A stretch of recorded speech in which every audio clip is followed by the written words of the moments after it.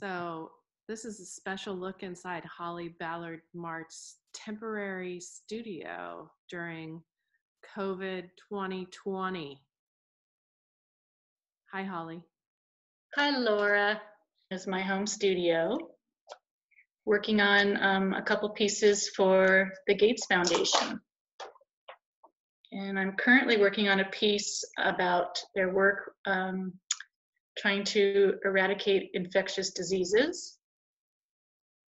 And it is a red cross. And I am currently inscribing text into the encaustic that's on the surface of the cross.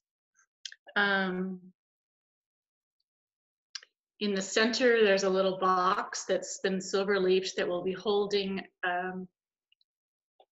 a glass syringe showing the preciousness of vaccines, which I think if we weren't all aware of it before, we certainly know now how precious and important vaccines are in terms of our global health. So I am using a template, a little stencil to do my text.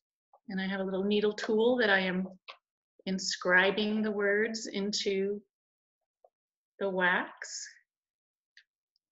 And I was telling Laura a little earlier that one of the most important things is I really have to pay attention to what I'm doing because it's really easy for me to skip a letter and then the whole thing is ruined and I have to scrape it all back and start over from the very beginning, which is not a fun thing to do. So if I look like I'm paying a lot of attention and hesitating as I start each new letter, it's because I really am.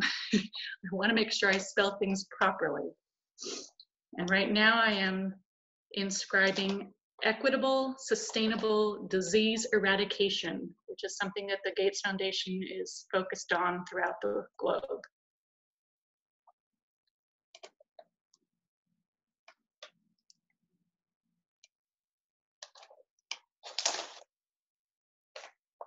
Do you have to heat that wax up or before you start inscribing?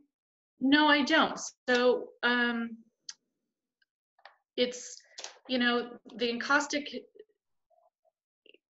is a surface that is, you know, it gets hard, but in parentheses, right? It's not ever really, you can always stick a fingernail into it. You can always stick some sort of tool into it, even when it's cured completely. It will cure a little bit tougher over time, but it's always going to be a little bit susceptible to scratching, which for my purposes is great.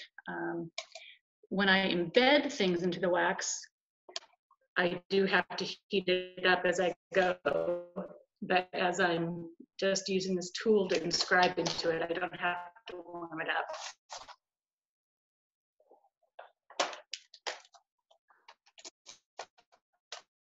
Paint dry on it, but it's what I've been spending my days doing the last few days. Where are you going to finish the sides of the cross? So the sides of the cross are going to have, I've done some silver leafing on them that I actually are going to have to touch up, but they are going to have these blister pill packs. I'll pull off some of this thread off of here, but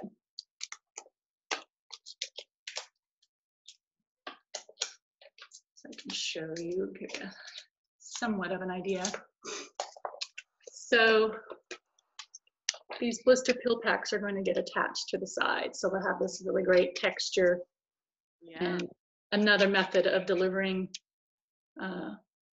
antiviral drugs and vaccines to the world.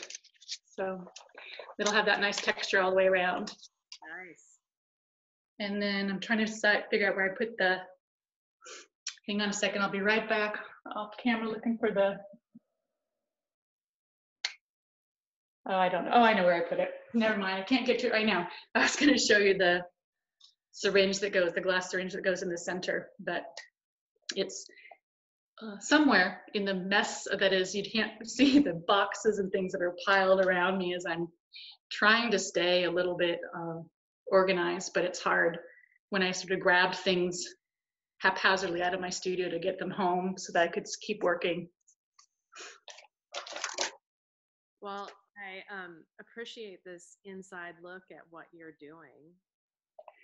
Well, it's, really interesting to be working on a piece about infectious diseases at this time. I'm incredibly grateful to have work and to have had this commission from the Gates Foundation, and also really honored to be honoring their work. I mean, it just couldn't be more timely.